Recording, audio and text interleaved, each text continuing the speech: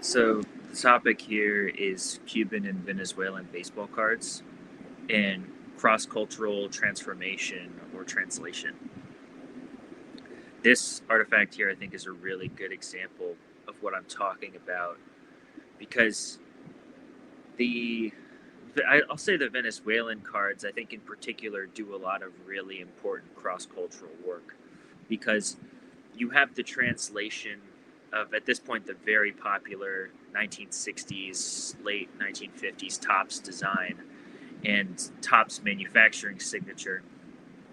You have it translated across cultural bounds and borders to a entirely different cultural context, but a cultural context that holds baseball in a very similar, if not even the same esteem that it does in its originary state or status in the United States with Topps, right? Um, you can get into this. It's not as clear with the Cuban cards, so I'm kind of gonna leave that off to the side, at least for the time being, because with the Venezuelan cards, it's very crystal because of this direct translation in the 60s editions, because you basically have the entire Topps sets in the 60s editions. The 67 is kind of a different story because of the Sport Graphico liberties that they take. Um, it's a slightly different story there. And then going into the 70s, Sports Graphica becomes more and more involved and creates a more kind of powerfully diverse, specifically Venezuelan creation. Just give me a moment here.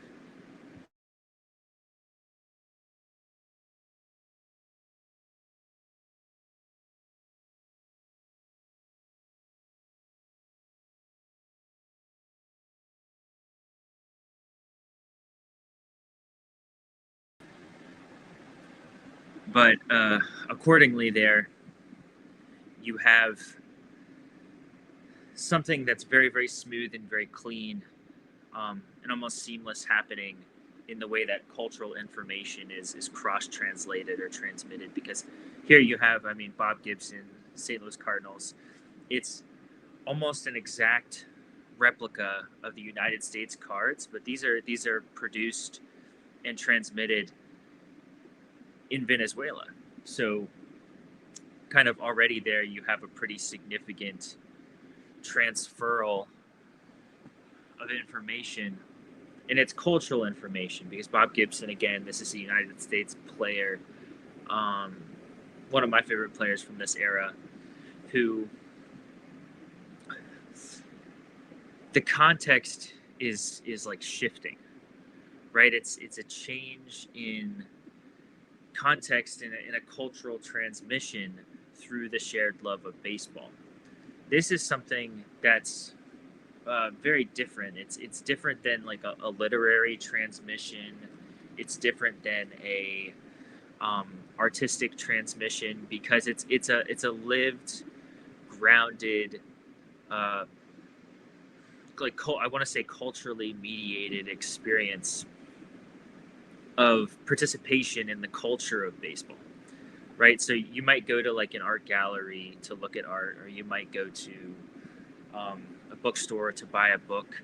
These are kind of solitary individual experiences that you have, but what baseball does, which is so powerful in a cultural, political sense, is that it's a collective experience of kind of passion and joy and play.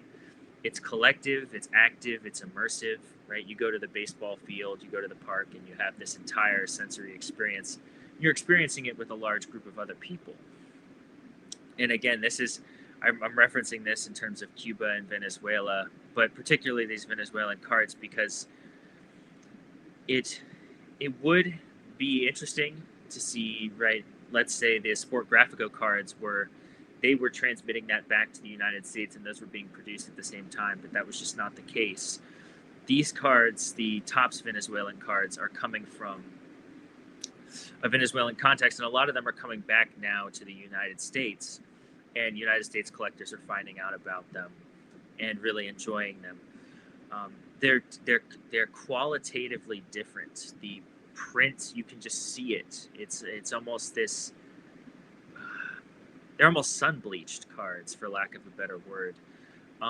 You can just see it in the printing style, in a comparison between the two, and the qualifications of the cards in terms of what makes them important, I think, is very different. I love this well-worn pinhold, some paper loss. They're coming from something different. This cultural information is kind of being beamed across borders. These Topps designs are being beamed across borders. They're being received on the Venezuelan end, hundreds of thousands of miles away. It's being translated through the Venezuelan printers, right, and being distributed in a Venezuelan cultural context and experienced there. And then sometimes, and often nowadays, in the maybe 50 years later now, is being 60 years later, being transmitted back, right? The United States is finding out about these cards and participating in them. So this is a form of cross-cultural participation through a shared love of baseball, and that's what these artifacts are and become.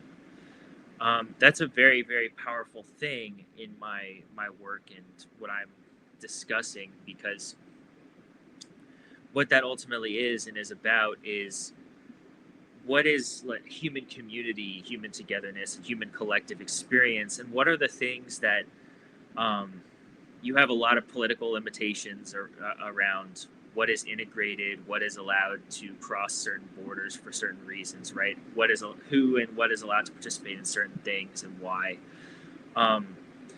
You have this revolutionary potential within baseball as a cultural and political phenomenon, which continues to be the entire history of baseball can almost be summed up as integration.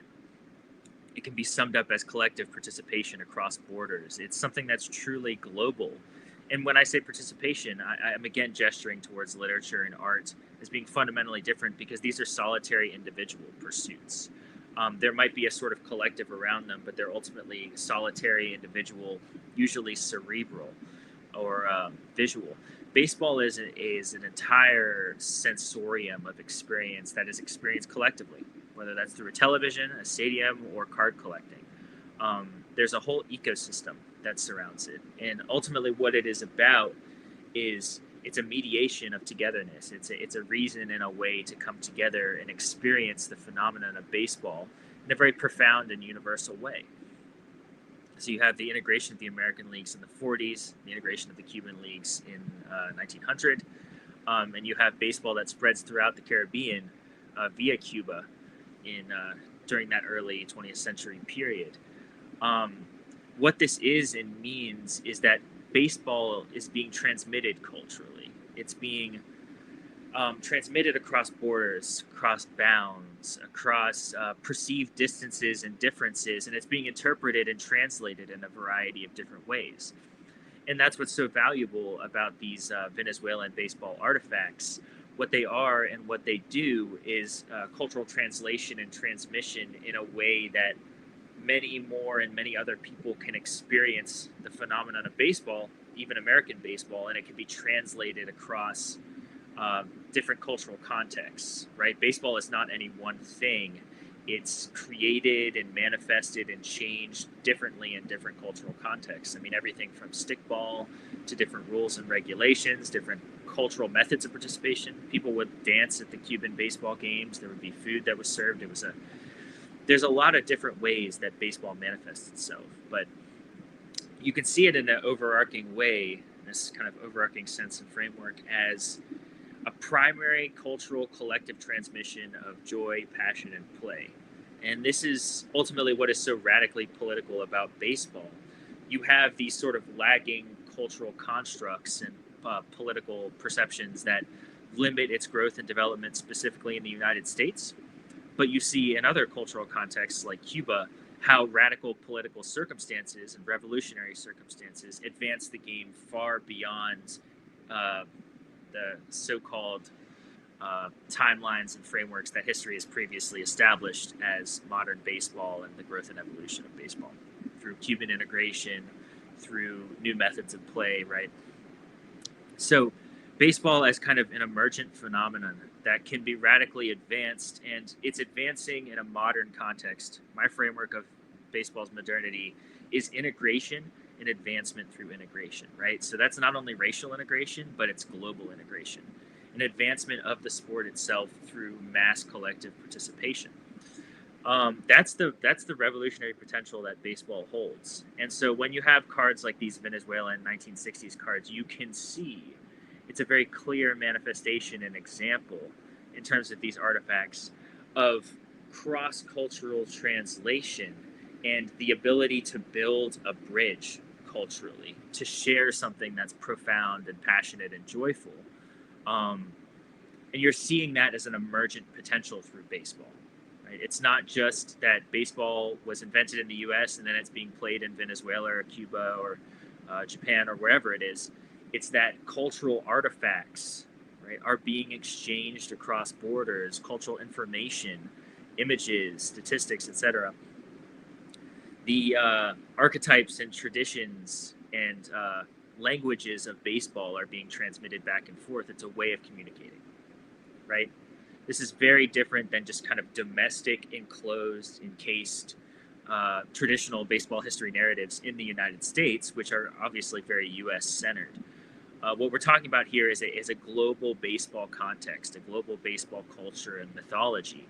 And that's what these cards help create. So it's hard to kind of overstate their importance, because what you have here is, it's almost like a precursor to the internet, so to speak, because it's taking cultural information and kind of beaming that cultural information thousands of miles away, and it's being received and understood and translated across cultural lines into, I mean, this card is in English, but some of them are in Spanish, and it's being translated across linguistic borders.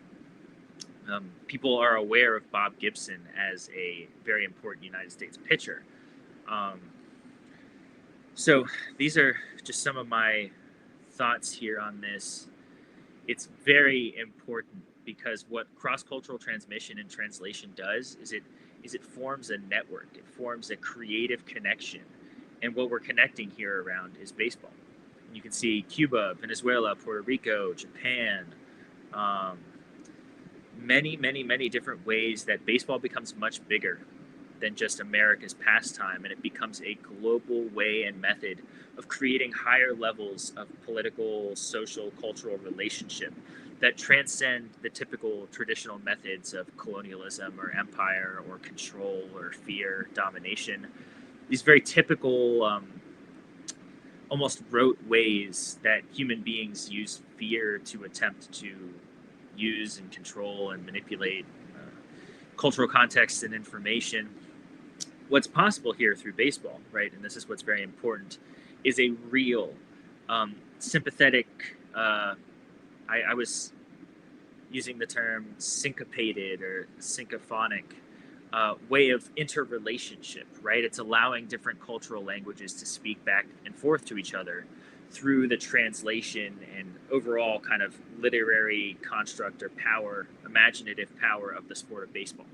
It's an outline that can be translated and transformed and cross-culturally communicated. So when you're approaching things through that linguistic, right, the linguistic of joy and passion and play, and that's being exchanged, as opposed to the attempt to conquer, control narratives, take resources, manipulate people, again, control them. You're working in a radically different political framework that generates radically different results. I mean, there's just no way to generate a beneficial result out of manipulation and fear, which is kind of the political overtone of much of the colonial history, not only of the United States, but of the world, right? So we're talking about radically retranslating the human experience and how we communicate globally, translating it through play instead of war, right? This is kind of my radical overarching theme of the Cuba essays. But it's also apparent here in these Venezuelan baseball cards, specifically the Topps translations. So I'm thinking I'll leave it there because I think I said it all there. Very powerful stuff.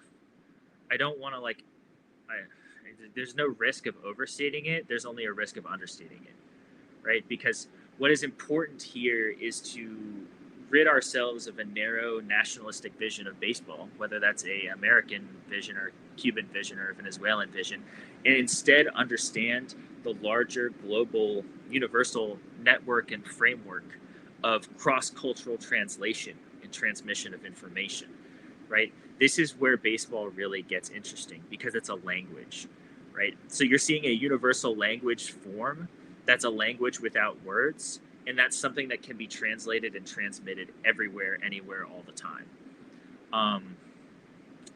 These cards themselves are just an absolutely perfect example, and they go much deeper than just Bob Gibson was a good U.S. player, or this card set is a great set because X, Y, Z. These are living artifacts of global modernization of a vision of a collective that's based around real communication, which is cultural. It's always cultural. It's always through joy and passion, whether that's food or sport or whatever it is.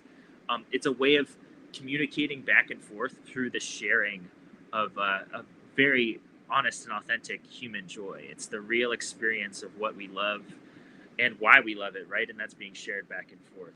This card is a living embodiment of that. It cuts through everything, right? It cuts through political infighting and wars over resources, because what you're trying to do here, and what you're doing really just by sharing this joy, right, from US to Venezuela, or Cuba to the US, or Venezuela to the US, back and forth, Japan to Cuba, whatever it may be, what you're really doing is you're creating real relationship. You're creating real relationship based on shared passion and shared joy. And through real relationship, anything is possible, because what real relationship is communication, it's collaboration, it's we're working together to achieve a common end, which is the mutual prospering of us, right? Not only as civilizations, but as a globe and as a world culture. And what baseball is really, what it really is a world culture. So you're creating that paradigm, you're creating that possibility and potentiality through the establishment of cross-cultural communication through baseball. It's just a radically different method and approach. And so you see in various different periods of time of baseball's cultural history and development, it's specifically modern, right? It's the mid 1800s, early 1800s, all the way up till the present, early to mid 2000s, 2020s. You're experiencing and witnessing in real time what modernity and globalization are, and you're viewing it through the lens of baseball. Baseball is a really great way to visualize it because of this kind of cross-cultural translation and transmission that occurs. So I will leave this here. I will see you guys on the next one. Thanks for watching.